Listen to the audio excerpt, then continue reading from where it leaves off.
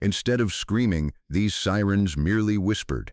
A low synthetic hum suddenly hijacked every screen, phone, and speaker in the terminal, plunging the bustling crowd into dead silence. Then a gruff, authoritative voice echoed across the civilian concourse. "Condition, Crimson, Reaper, acknowledge immediately." "He's back." Major Evelyn Hayes did not exist, at least not on paper, and certainly not to the hundreds of exhausted travelers milling around Terminal C at Seattle-Tacoma International Airport, to the irritated businessman tapping his foot at the charging station. She was just a tired woman in a faded gray hoodie and worn-out levises, nursing a lukewarm black coffee. To the barista at the airport kiosk, she was Evie, a forgettable customer who tipped exactly $2 and kept her eyes glued to the departure board. Ellen liked it that way. Invisibility was a luxury she had rarely afforded herself over the past decade. For 10 years, she had been strapped into the cockpit of an F-35A Lightning II, ripping through the stratosphere at Mach 1.6, running classified intercept missions that the Pentagon would spend the next 50 years denying. She was a ghost of the skies, operating under the call sign Reaper. But the sky had taken too much from her. After the disastrous operation over the Bering Sea 24 months ago, the one that resulted in a closed casket funeral for her wingman, Evelyn had grounded herself. She cashed in her accumulated leave, packed up her life at Ehlendorf Air Force Base, and vanished into the mundane rhythm of civilian life. Today, she was simply waiting for Flight 419 to Denver to visit her sister. No GITs, no encrypted comms, no life or death decisions made at 40,000 feet. Then the screens flickered. It started with a subtle glitch on the massive departures board above the food court. The rolling list of flights to Chicago, Atlanta, and Dallas froze. The digital advertisements on the terminal walls warped, dissolving into a harsh, static-filled blue screen. Evelyn didn't react immediately, attributing it to a network failure. But then every single smartphone in the terminal erupted simultaneously. Beep, beep, beep. It was the jarring bone-rattling tone of the emergency alert system. People paused, pulling their phones from their pockets, expecting a flash flood warning or an amber alert. Evelyn reached into her hoodie, checking her own screen. There was no text, just a solid red block of color.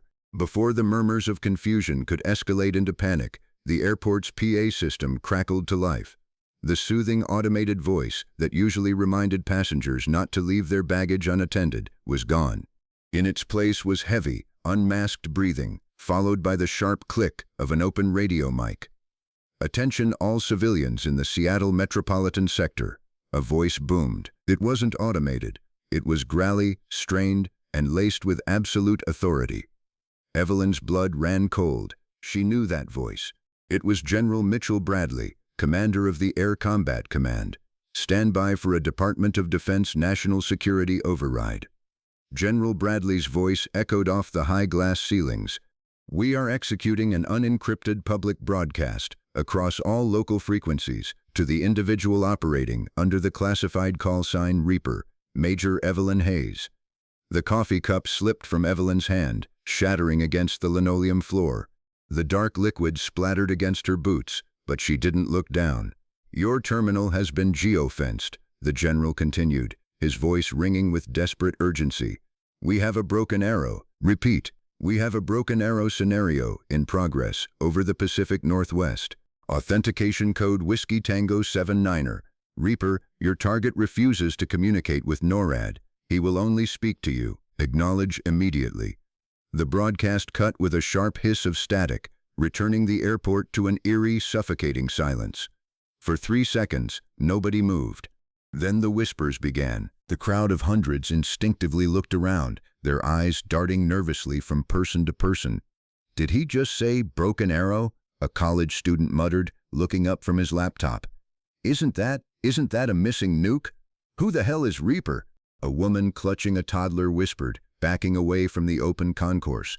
Evelyn stood paralyzed amidst the spilled coffee, a broken arrow, a lost nuclear asset, and the Pentagon was so utterly desperate, so thoroughly out of options, that they had hijacked civilian infrastructure to find her.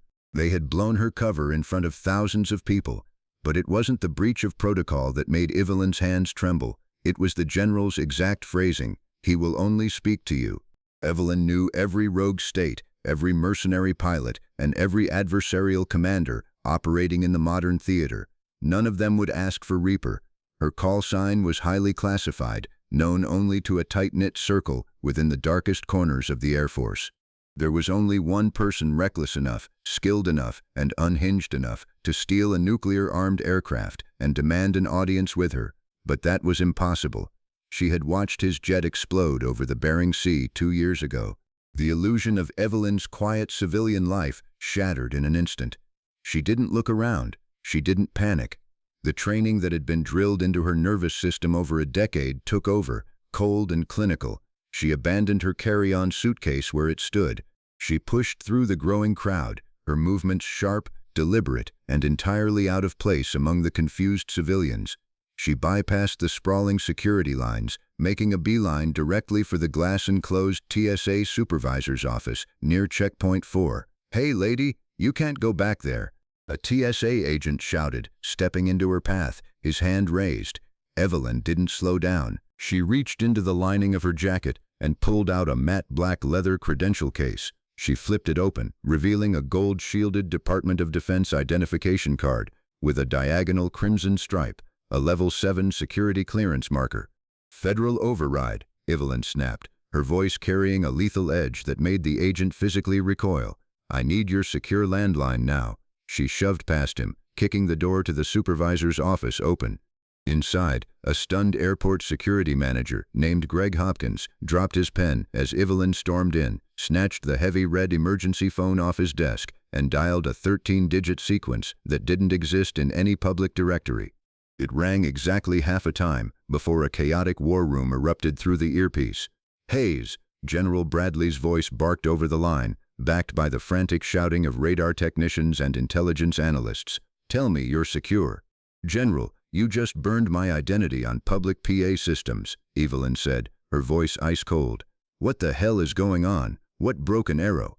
30 minutes ago, an experimental X-59 stealth drone was hijacked from a subterranean hangar at Nellis Air Force Base, Bradley said, his words clipping at a breakneck pace. "The payload is a tactical B-61 nuclear gravity bomb. The drone is fully armed, fully fueled, and operating on autonomous override." Evelyn frowned, watching through the glass of the office as airport police began rushing through the terminal, trying to manage the panicked civilians. "An autonomous drone doesn't make demands, General. Who reprogrammed it?" A heavy, suffocating pause hung on the line. "It's Wyatt, Evie," the general said softly. Evian's breath hitched. The walls of the small security office suddenly felt like they were closing in. "Captain Wyatt Cole is dead, sir. I saw the telemetry. I saw the debris field. He survived. He was pulled out of the water by a Russian submarine, held in a black site for 2 years, and flipped," Bradley explained grimly. "He infiltrated Nellis this morning. He launched the X-59, locked us out of the mainframe, and set it on a loitering path toward downtown Seattle. 2 F-22 Raptors tried to intercept the drone 10 minutes ago. Wyatt hacked their flight systems and forced them to eject. He has complete electronic dominance." "Why Seattle?" Evelyn demanded, her mind racing, calculating vectors and fuel payloads. "Because he knew you were there," Bradley replied. "He breached the NSA surveillance grid, tracked your civilian boarding pass, and parked a nuclear asset above your head. He's transmitting on an open military loop, demanding we scramble you to intercept him. If we send anyone else, or if we try to shoot the drone down with ground-to-air missiles, he triggers the payload." Evelyn stared out at the terminal. Thousands of people, families, children, all completely unaware that a tactical nuke was circling invisibly above the cloud cover, piloted remotely by a ghost from her past. Wyatt had always been a SOANT with electronic warfare. If he had locked out NORAD, nobody was getting to that drone. Nobody except her. "I don't have an aircraft, General. I'm standing in a civilian airport. Look out the window, Major." A sudden, deafening roar shook the glass walls of the terminal, the heavy rhythmic thack, thwack, thwack. The military helicopter blades vibrated through the floorboards. Outside the massive floor-to-ceiling windows of Terminal C, the sky darkened. The civilians in the concourse screamed, scattering like ants, as a heavily modified MH-60 Black Hawk helicopter descended from the overcast sky. It ignored all FAA regulations, hovering directly over the tarmac right outside Evelyn's gate. The downdraft sent luggage carts spinning wildly across the concrete and flattened the perimeter fencing. "Your chariot is here, Reaper," Bradley said over the phone. "We have a fully armed F-35 on the runway at Joint Base Lewis McChord. Engine's hot. We're patching Wyatt's frequency to your helmet the second you strap in." Evelyn hung up the phone. She turned to look at Greg, the airport security manager, who was pressed against the wall, his face pale with terror. "Unlock the tarmac access door," Evelyn ordered quietly. Greg fumbled with his keycard, his hands shaking so violently he dropped it twice before finally swiping it against the reader. The heavy metal door clicked open. Evelyn stepped out of the office. The terminal had ground to a halt. Hundreds of passengers, TSA agents, and police officers watched in stunned silence as the invisible woman in the gray hoodie walked calmly through the emergency exit. She stepped out onto the tarmac, the screaming wind of the Black Hawk tearing at her clothes. The side door of the helicopter slid open, revealing two heavily armored Air Force pairs rescuemen. They didn't ask for her ID. They simply snapped crisp salutes, reaching out to pull her aboard. As the helicopter banked sharply and tore away into the Seattle sky, Evelyn looked down at the shrinking airport terminal. Her civilian life was gone, vaporized in a matter of minutes. Reaper was awake, and she was going to war with a dead man. The MH-60 Blackhawk tore through the heavy gray clouds, the Pacific Northwest rain lashing against the reinforced windows like handfuls of gravel.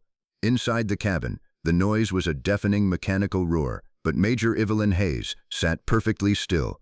She stared blankly at the metal floorboards, her mind shifting gears with brutal efficiency.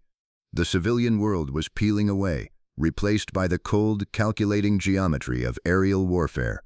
10 minutes later, the sprawling concrete expanse of Joint Base Lewis McChord materialized through the torrential downpour. The helicopter didn't even bother heading for the helipads. The pilot banked aggressively, bringing the bird down directly onto the primary taxiway. Waiting on the tarmac, illuminated by the harsh strobing halogen lights of emergency vehicles, was a Lockheed Martin F-35, a Lightning II. The fifth-generation stealth multi-role fighter was a masterpiece of lethal engineering, painted in a radar-absorbent matte gray. Its Pratt & Whitney F-135 engine was already screaming, throwing shimmering waves of heat exhaust into the freezing rain. Before the Blackhawk's wheels had fully settled, the side doors flew open. A crew chief huddled against the rotor wash, sprinted forward, and tossed a heavy olive-drab duffel bag into Evelyn's arms. Inside was a flight suit, a standard is-issue GIT, and the crown jewel of modern aviation, the Gen 3 helmet-mounted display system. Evelyn stripped off her civilian hoodie and jeans right there in the back of the chopper, swapping them for the NOMX flight suit with practiced mechanical speed. As she zipped the suit up, she felt the familiar crushing weight of responsibility settle onto her shoulders. She stepped out onto the rain-sick tarmac, the deafening scream of the fighter jet's engine wrapping around her. She hoisted herself up the yellow boarding ladder, the smell of aviation fuel and ozone hitting her senses like a physical blow. She dropped into the Martin Baker ejection seat, her hands flying across the sprawling panoramic cockpit display. It had been 2 years since she had touched these controls, but muscle memory was a powerful ghost. She flicked the auxiliary power switches, locked her harness, and pulled the carbon fiber helmet over her head. Instantly, the dark cockpit was illuminated by the augmented reality projection inside her visor. Telemetry data, fuel gauges, and weapon statuses floated in her field of vision. "Reaper, this is Command Actual." General Bradley's voice cracked into her earpiece, the audio crisp and secure. "Do you have systems nominal?" "Systems nominal." "Command," Evelyn replied, her voice entirely devoid of the panic that was paralyzing the city below. "Arming the ASQ-239 electronic warfare suite, requesting immediate vector to target. Target is loitering at 22,000 feet directly over the downtown Seattle corridor," Bradley commanded, his tone tightly wound. "He is flying in a holding pattern above the Space Needle. You are cleared for immediate supersonic climb. Intercept and establish comms.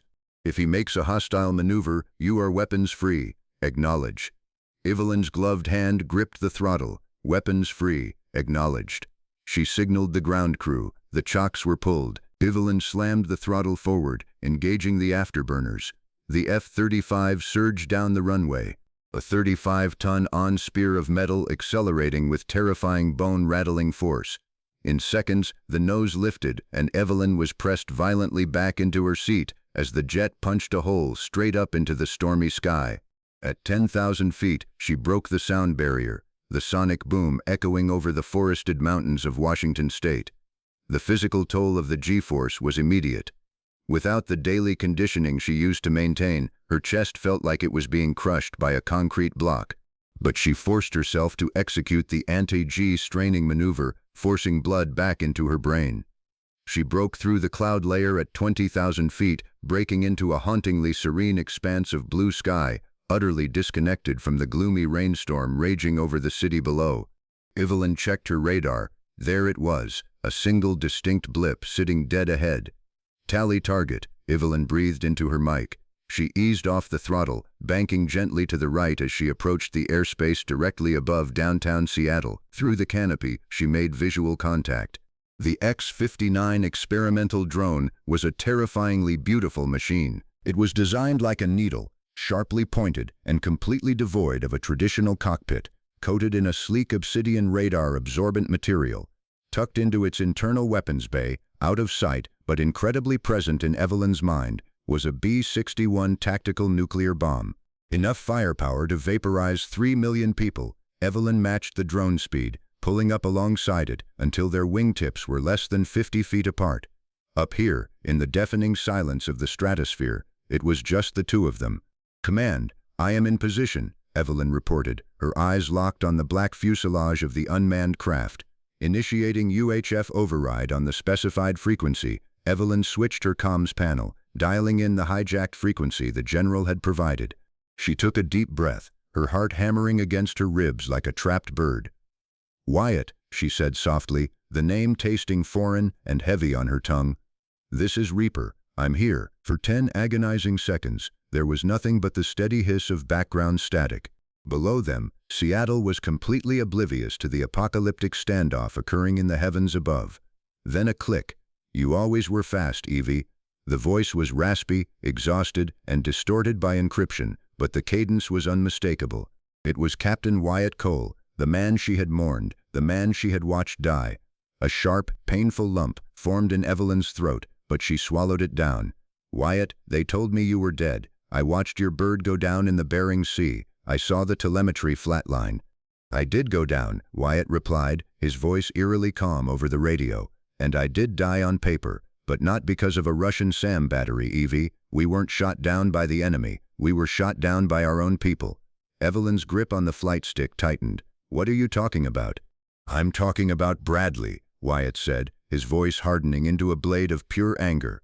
"I'm talking about General Mitchell Bradley. You think I hijacked a nuke to terrorize a city? Look at your threat warning receiver, Evie. Scan the drone."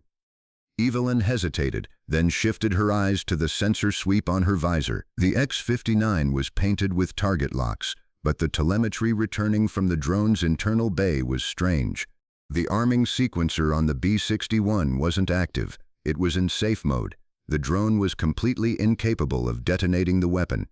"The nuke is a paperweight," Wyatt confessed, his breathing shallow. "It's a bluff. I needed a threat massive enough that Bradley couldn't cover it up.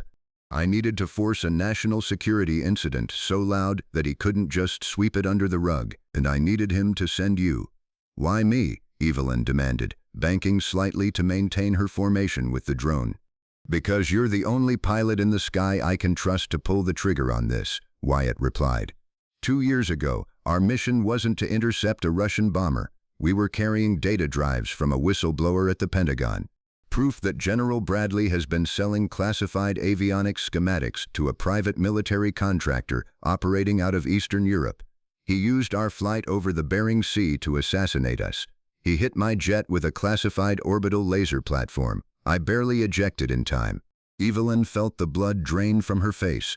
General Bradley, the man who had given the eulogy at Wyatt's funeral, the man currently listening to this very broadcast from his command center. "I spent 2 years surviving in a Siberian gulag, Evie," Wyatt continued, his voice cracking with exhaustion. "I escaped. I spent 6 months tracking down the backup files. I have them. They're loaded onto the mainframe of this drone, but Bradley has the entire airspace jammed. I can't broadcast the files to the Department of Justice from the drone. The signal is too weak. I need a relay. You want me to link my jet to your drone? Evelyn realized the full weight of the situation crashing down on her. Yes, Wyatt said. If you open a secure tactical data link between our aircraft, I can use your F-35's comms array to bypass Bradley's jamming net. I can dump the files directly onto the public internet and every major news network in the country. But the moment you open that link, Bradley will know what we're doing. Reaper, this is command. General Bradley's voice suddenly violently interrupted the frequency, his tone stripped of all military professionalism, replaced by raw, frantic panic. The target is stalling. He is attempting to deceive you. You are ordered to engage. Fire your aim. 120 missiles immediately. Bring that drone down now. Evelyn's mind raced, processing the converging vectors of truth and deception. She looked at the drone flying off her right wing. She looked at the radar screen, which showed the jamming signals originating from military satellites controlled by Bradley. If Wyatt was lying, she was helping a terrorist broadcast a digital virus or state secrets. If Wyatt was telling the truth, she had been taking orders from a traitor who had murdered her best friend, Major Hayes. Bradley screamed over the radio. That is a direct, lawful order from the commander of Air Combat Command. Fox 3, fire your weapons, Evie. Wyatt's voice cut through softly, riding underneath the general, screaming, I don't have much time. I'm bleeding out. The security at Nellis. They caught me on the way to the control terminal. I'm piloting this drone from a warehouse in Vegas, and I have maybe 5 minutes before my heart stops. Evelyn closed her eyes for a fraction of a second. She remembered the day before the Bering Sea mission. She remembered Wyatt lending her his lucky lighter. She remembered his laugh. A Russian sleeper agent wouldn't know the things he knew. Evelyn reached forward and toggled the master arm switch to off. Command, this is Reaper, Evelyn said, her voice dropping to a terrifying absolute calm. Weapon systems malfunctioning. I cannot comply with your order. Hayes, you traitorous bitch, Bradley roared. Evelyn muted the command frequency entirely.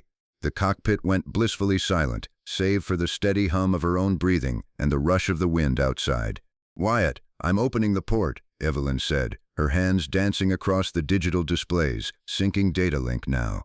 Send the package. Copy that, Reaper. Initiating handshake, Wyatt replied, his voice noticeably weaker. On Evelyn's HUD, a progress bar materialized. Uploading encrypted package 10%. Suddenly, the threat warning receiver in Evelyn's helmet erupted into a shrieking high-pitched alarm. Beep, beep, beep, beep. Missile launch, the automated cockpit voice warned. Surface-to-air missile launch detected. Evelyn snapped her head down to the radar. 2 Patriot PAC-3 interceptor missiles were rocketing up from the ground, launched from a mobile battery hidden in the mountains below. Bradley had bypassed her entirely. He had ordered loyalists on the ground to shoot the drone down before the transfer could complete. Wyatt, we have incoming, Evelyn yelled. 2 fast movers closing fast. Time to impact. 40 seconds. I can't evade them, Evie, Wyatt gasped over the comms. The drone isn't built for hygiene maneuvers. If the link breaks, the upload fails. Uploading 35%. Evelyn didn't hesitate. She slammed the throttle forward, banking her F-35 sharply to the left, placing her own jet directly between the incoming Patriot missiles and the X-59 drone. What are you doing? Wyatt shouted. Buying you time. Evelyn gritted her teeth as the G-force pinned her to the seat. She was flying interference, presenting her fighter as a larger, more appealing radar cross-section to confuse the missile-seeking systems. Uploading 60%, 20 seconds to impact. The automated voice chimed. Evelyn watched the contrails of the missiles punching through the cloud layer beneath them, streaking upward like fingers of white fire. She kept her jet perfectly aligned, shielding the drone. Evie, break off. They're going to hit you, Wyatt pleaded. Keep the channel open. Evelyn barked, her eyes locked on the approaching threats. Uploading 85%, 10 seconds. The missiles were closing at Mach 4. Evelyn's fingers hovered over the countermeasures suite. She waited. 987 upload complete, Wyatt yelled. The files are out. Break off. Evelyn jammed the stick hard to the right and slammed the countermeasure deployment button. The F-35 violently rolled, violently dumping a massive cloud of burning magnesium flares and radar-reflecting chaff into the sky. The 2 Patriot missiles, blinded by the sudden explosion of heat and radar noise, lost their lock. They screamed past Evelyn's canopy, missing her wing by less than 100 yards before self-destructing harmlessly in the upper atmosphere. The shockwave rattled her teeth, but the jet held steady. Evelyn pulled out of the dive, leveling the aircraft, her chest heaving as she sucked in pure oxygen from her mask. "Wyatt," she breathed into the mic. "Are you there?" There was a long, heavy silence. "I'm here," Wyatt whispered, his voice fading rapidly. "It's done. Every news desk in the world just received Bradley's bank records, the classified schematics, and the audio of him ordering the strike on us." Evelyn looked out her canopy at the sleek black drone flying steadily beside her. "What happens now, Wyatt?" "Now the drone crashes into the Pacific Ocean, where nobody can recover the tech," Wyatt said. His breathing was labored, a death rattle echoing through the encrypted channel. "And I finally get some sleep. It's good to hear your voice, Evie. Tell my mom. Tell her I didn't die a traitor." "I'll tell her, Wyatt," Evelyn said, tears finally breaking free, sliding down her cheeks beneath the dark visor. "You did good, wingman. Clear skies, Reaper," Wyatt whispered. The radio clicked off, the connection severed. Evelyn watched in silence as the X-59 drone banked sharply away from her, nosing down into a steep, unreversible dive. It pierced the cloud layer, plunging toward the freezing depths of the Pacific Ocean, taking its secrets and Wyatt's final ghosts to the bottom of the sea. Ellen Hayes pulled back on her stick, turning her F-35 south. By the time she landed at an abandoned airstrip in Nevada, General Mitchell Bradley was already in federal custody, surrounded by military police who had seen the broadcast. The world would never know how close it came to a nuclear disaster over Seattle. They would never know about the dead man who saved them, or the invisible woman who held the line. Eve wiped down the cockpit, dropped her helmet on the seat, and walked away into the desert night. The Reaper was gone, and this time she wasn't coming back. The line between hero and traitor is often written by the victors, but true courage lives in the shadows, where the deadliest secrets are kept. Major Hayes sacrificed everything to prove a dead man's innocence, proving that the deepest betrayals come from those we trust the most. If you were captivated by this intense high-altitude thriller, smash that like button, share this story with your friends, and subscribe to the channel for more pulsing, real-life inspired military drama.